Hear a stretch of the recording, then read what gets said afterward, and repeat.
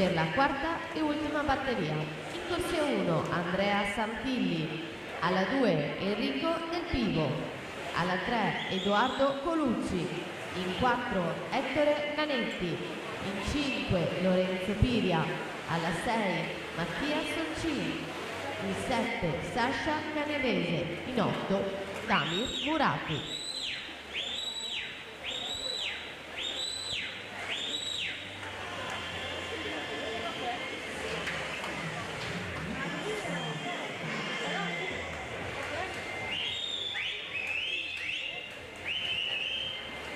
Ultime bracciate, terza batteria. 56,35 Enrico Sasso su Mattia Vianello, 56,81.